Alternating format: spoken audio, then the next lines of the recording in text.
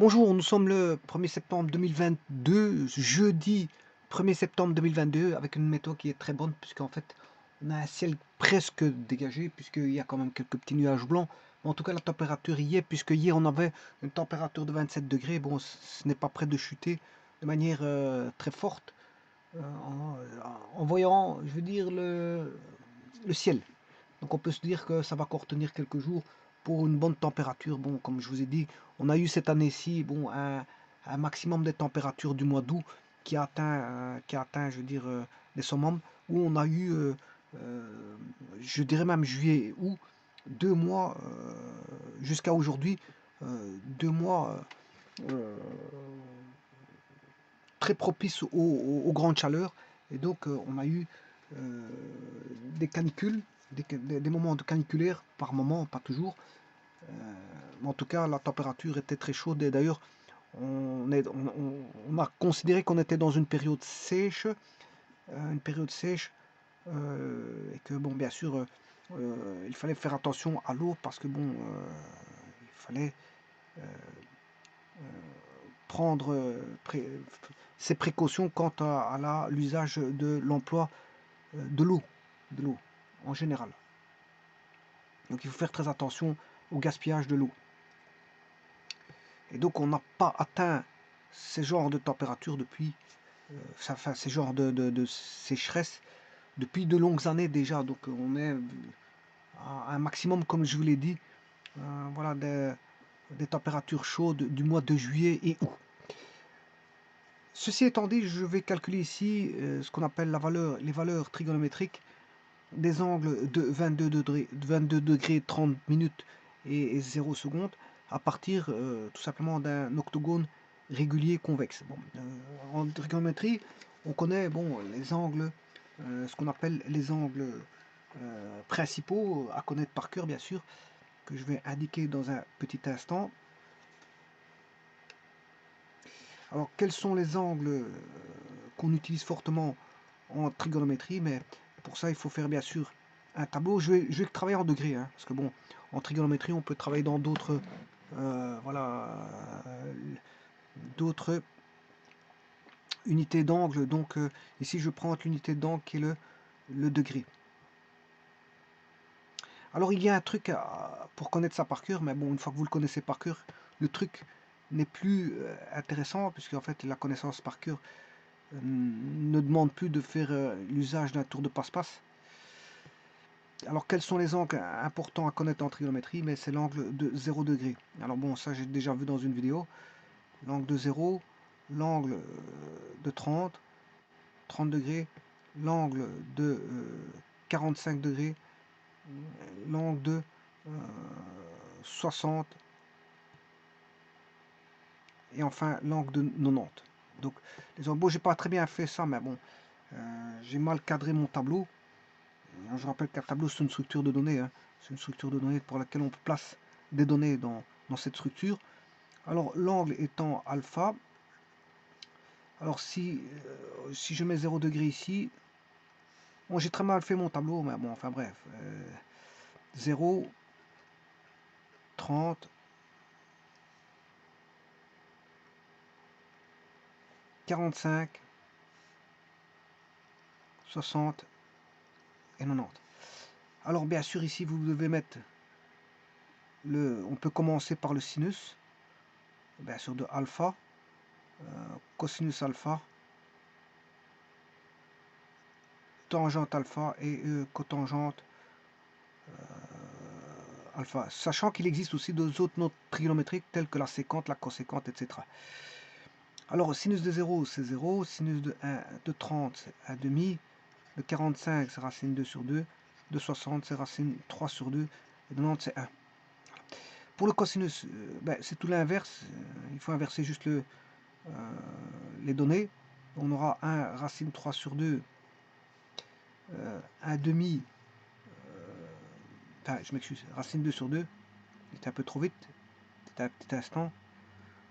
En 45, ça, sinus et cosinus sont identiques en 45, racine 2 sur 2. Et là, on a 1 demi et 0. Pour la tangente, il suffit de diviser le sinus par le cosinus.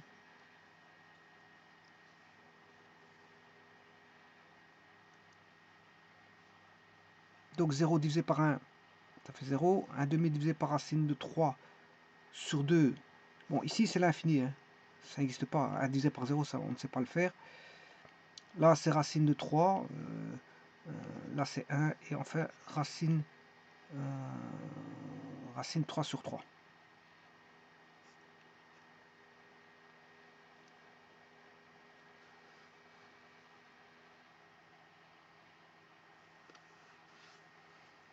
Ensuite, on a la cotangente.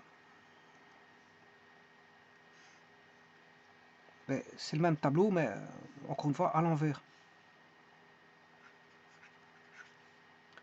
Donc on aura, c'est cosinus divisé par sinus, 0, on aura l'infini.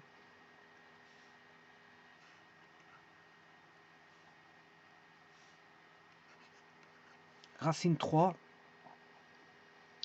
là c'est toujours 1, et enfin racine 3 sur 3 et 0. Voilà. Et là vous avez le tableau des valeurs sinus, cosinus, tangente, des angles.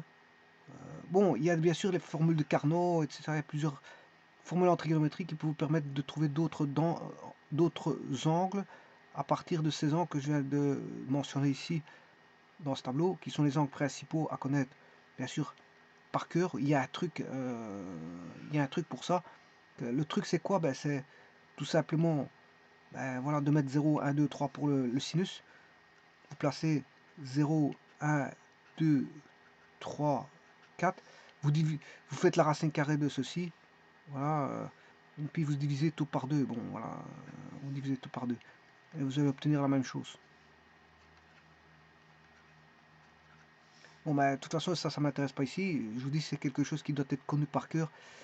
Donc, les petits trucs et astuces, à un moment donné, il faut les oublier parce que la trigonométrie, c'est pas chaque fois d'utiliser des trucs et astuces. À un moment donné, si vous faites beaucoup de trigonométrie, on demande de la connaissance par cœur.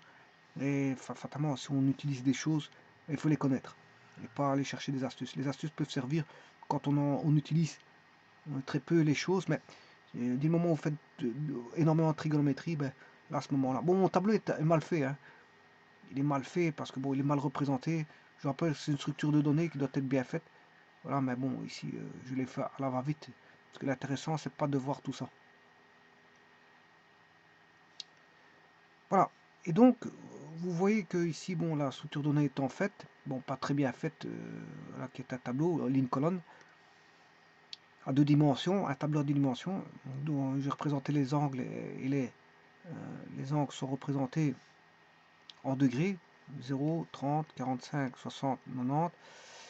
Le sinus de 0, ça fait 0. Le cosinus de 0, ça fait 1. Tangente de 0, ça fait 0. Et la cotangente de 0 degré, c'est l'infini. Ou ça, si vous voulez, c'est on ne sait pas. On ne sait pas trouver. Il n'y a pas de réponse. Et on peut faire la même chose pour 30, 45, 60 et 90. Bon, maintenant, le tout ici, dans l'énoncé, ce qui est demandé ici, c'est de chercher la valeur trigonométrique de 22 degrés 30 minutes et 0 secondes. Alors déjà ici, l'angle est représenté en degrés, minutes, secondes. Le tout, c'est de le mettre en décimale. Alors si je veux le placer en décimale, 22 degrés 30 minutes et 0 secondes,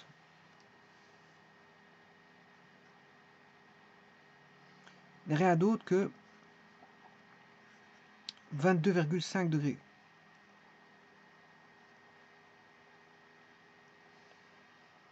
Ce n'est rien d'autre que 22,5 degrés. C'est 22,5. Là, je l'ai mis en degrés décimal. Ça, c'est en degrés décimal, alors que là, il est en degrés minutes secondes. Degrés minutes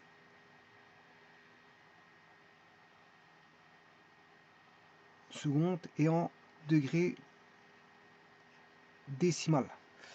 Bon, c'est pas les mêmes unités, mais quand on travaille, généralement on travaille dans l'unité degrés décimaux.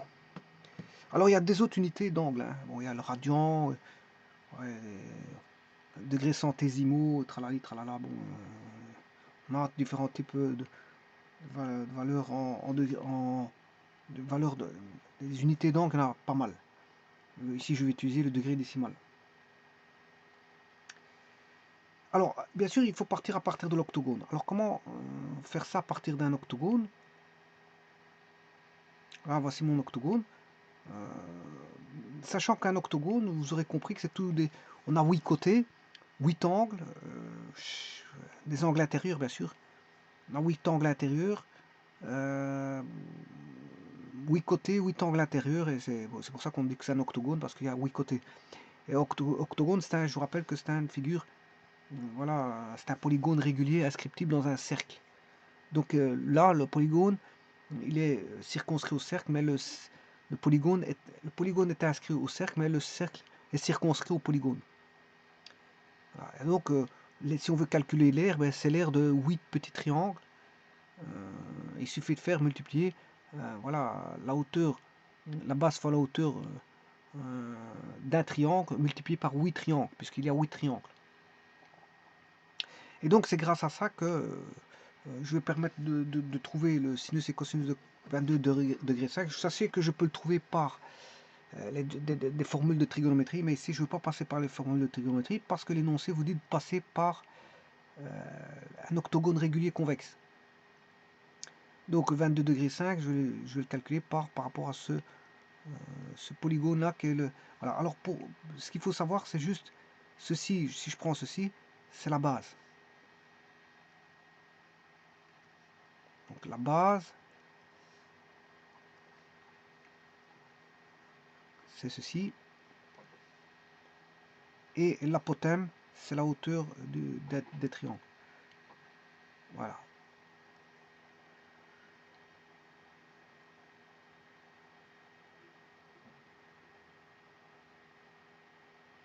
Alors ce qui est intéressant ici, c'est qu'on a 45 degrés là.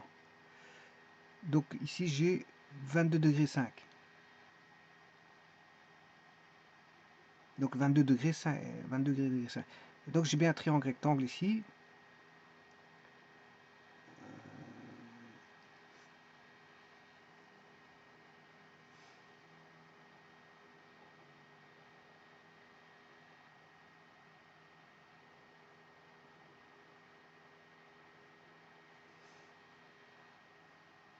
Alors,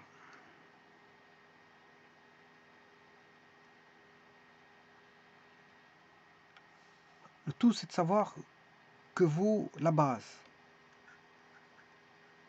Alors la base, je l'ai fait dans un... J'ai fait le traitement dans une vidéo à part. Et la base vaut racine de 2 moins racine 2. Bien sûr, fois R.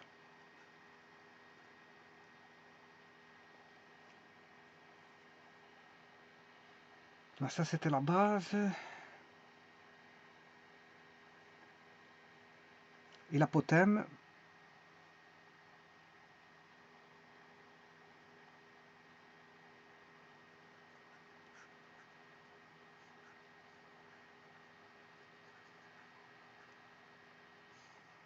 j'avais calculé, c'était de voir la vidéo qui va concerner ceci. Bon, de toute façon, je vais faire un lien. L'apothème, c'était 2 plus racine 2, le tout fois R. Et il y avait un demi ici. Donc ça, c'est l'apothème. Donc l'apothème, je rappelle, c'est la perpendiculaire à la base qui va jusqu'au centre du cercle, O. Ça, c'est l'apothème. Et la base, elle est là.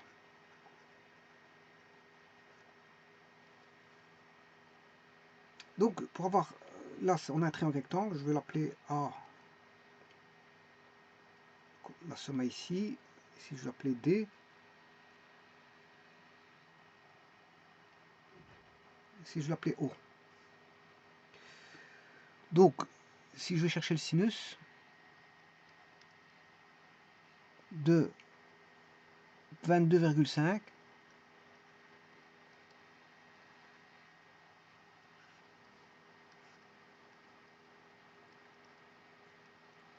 alors 22,5 ils sont là.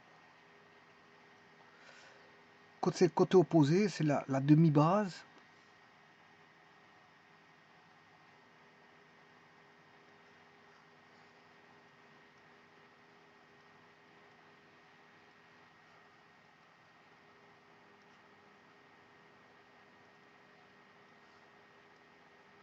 Ça, c'est la demi-base.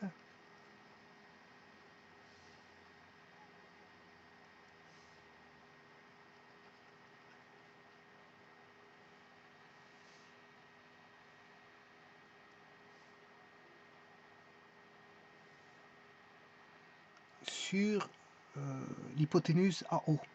Alors la demi-base, bien sûr, c'est AD. Hein. AD.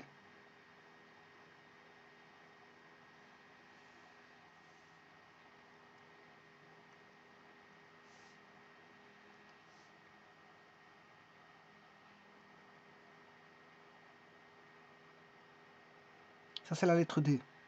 Le O, il est ici.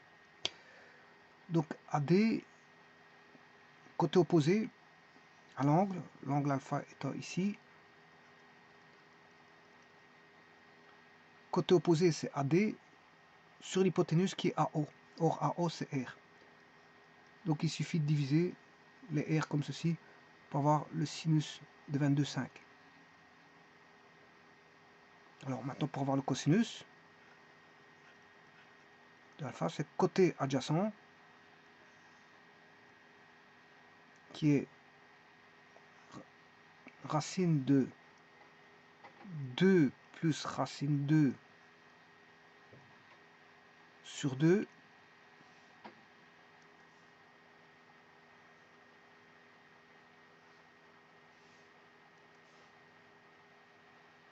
fois R, le tout divisé par l'hypoténuse qui est R. Alors je rappelle que le côté adjacent c'est DO qui est l'apothème.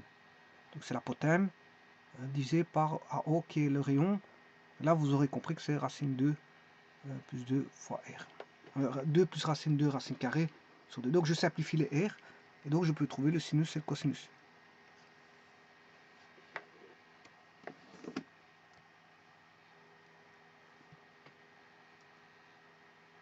Donc le sinus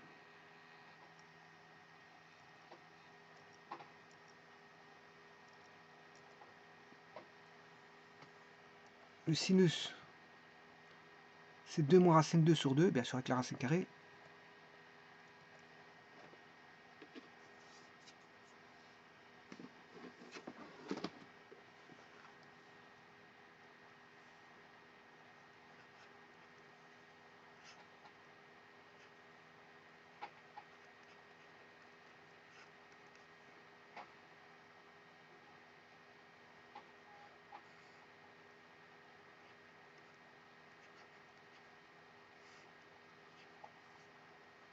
Le cosinus de 22 degrés 5, c'est racine carrée de 2 plus racine 2. Le tout sur 2. Bien sûr, la tangente, il faut diviser le sinus par cosinus. Donc les deux vont tomber. Il va rester racine 2 moins racine 2 sur racine 2 plus racine 2 plus racine 2. Et la cotangente, ben c'est l'inverse de la tangente.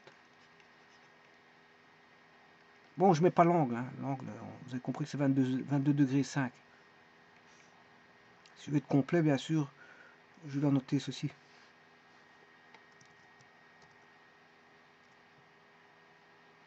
Voilà, c'est pour faire de la place. Hein. Je n'ai plus tellement de place, donc je n'indique pas les angles. Je peux indiquer alpha.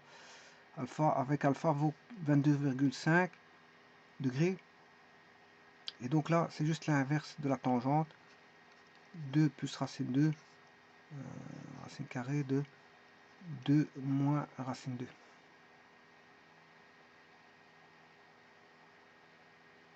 Voilà. Et ça, c'est sinus, cosinus, tangente et cotangente.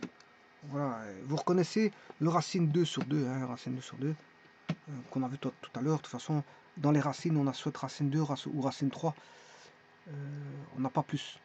Dans ce tableau, vous voyez que des racines 2, des racines 3. Hein. Il n'y a rien de plus. Alors, je rappelle que racine 3 sur 3, c'est racine de 3 divisé par 3. Ça veut dire que le racine de 3 est divisé par 3, donc il est plus petit que racine 3. Donc le racine 3 est beaucoup plus grand. Ici, on va en élévation. Hein. On augmente 0, racine 3 sur 3, 1. Alors racine 3 sur 3 est plus petit que 1, parce qu'on a racine 3 divisé par 3. Donc on rend le nombre plus petit. Et racine 3 est beaucoup plus grand que 1. Voilà, et inversement, ici, là, on a racine 3 qui est plus grand, 1 ensuite, et puis racine 3 sur 3. Voilà. Alors maintenant, pour contrôler ceci, on va regarder le sinus. Combien fait le sinus de 45 degrés? Voilà, 0,71. En fait, c'est racine 2 sur 2. Hein. C'est parce qu'ici, bon, il est mis à 2 décimales, donc c'est normal. Et je rappelle que racine 2 est un nombre irrationnel, donc sinus de 45 degrés est irrationnel. Hein. Simplement, ce qu'on fait ici, c'est juste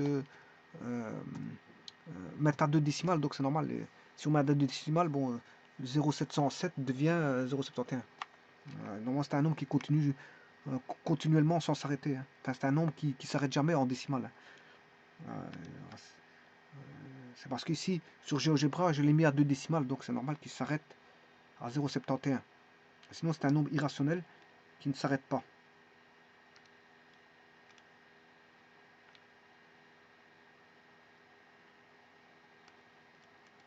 Donc ce nombre vaut 0,707, 106, 781. Mais comme il a 2 décimales, on coupe le nombre pour le mettre au centième ici. Et donc, comme 707, le nombre qui vient après le 707, le nombre qui vient après le 0, c'est 7. Dans 707, eh bien, on va, pour mettre à 2 décimales, on va arrondir à, voilà, au centième près qui sera non plus 0, mais 1, puisque le 7 est supérieur à 5. Dans 707, le dernier 7 est supérieur à 5. Donc, on va arrondir à 0,71. Et donc là, on a un nombre décimal, on n'a plus un nombre irrationnel, parce qu'il il est mis au centième. Hein. Ça vaut environ ceci, c'est environ 0,71. Mais sinon, sinus 45 est un nombre irrationnel, c'est-à-dire qu'il continue, son écriture continue sans jamais s'arrêter. Et il n'y a pas de période, bien sûr, dans ce nombre. Sinon, s'il y avait une période, on pourrait le mettre sous forme de fraction. Voilà, donc là, c'est une écriture irrationnelle. Moi, ce qui m'intéresse, c'est sinus 45 degrés divisé par 2, là vous avez compris que c'est 0,38. Et ça, qu'est-ce que c'est que ce 0,38? C'est le sinus que je viens de calculer, c'est-à-dire SQRT de... le sinus, c'était avec le moins, donc 2 moins SQRT de 2, voilà, le tout divisé par 2. Ah, pas comme ça, il faut que je sorte. Racine 2, il faut que je sorte fois 1,5. Voilà, 0,38. Alors maintenant, je peux faire la même chose avec le cosinus de... le cosinus. Le cosinus sera de 45 degrés. Je vous rappelle que c'est aussi racine 2 sur 2. Sinus et cosinus sont la même valeur, parce qu'ils se retrouvent sur la bisectrice sur le cercle trigonométrique. Hein. Enfin, il y a l'intersection de la bisectrice avec le cercle trigonométrique, et donc c'est normal que le sinus vaut cosinus. C'est deux mêmes valeurs, parce que x égale y sur la bisectrice. Et comme voilà, à 45 degrés, on est sur la bisectrice, donc les valeurs de sinus et cosinus sont identiques. Donc le cosinus de 45 vaut 71, et si je fais la moitié de ça, ça fait 0,92, qui est égal à, bien sûr, la racine carrée, la SQRT de 2, cette fois-ci, plus, encore une fois, la racine carrée de 2, le tout, non, c'est pas ça, je vais sortir de là, fois 1 sur 2, voilà, 0,92. Et alors, si vous voulez la tangente, tangente de 45, ben là ça fait 1 puisqu'ils ont la même valeur de sinus et cosinus, donc leur division est égale à 1. Et la tangente de 45 degrés divisé par 2, enfin, ça fait 0,41. Et là, la tangente, ce sera, comme je l'ai dit tout à l'heure, le moins sur le plus. Le moins sur le plus, c'est-à-dire SQRT de 2, le moins qui est là, SQRT, voilà, fois, là je vais mettre 1 sur SQRT de, là en dessous je vais mettre le plus, 2 plus SQRT de 2.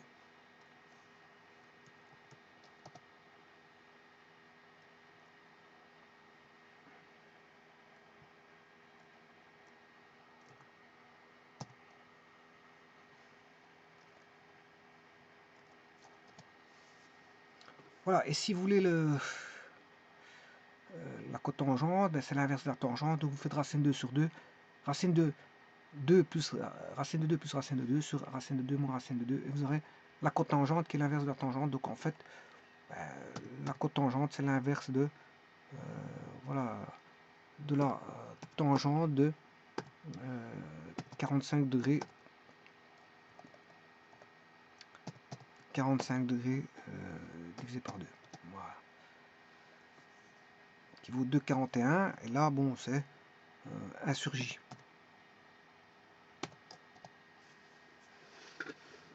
Je vous remercie.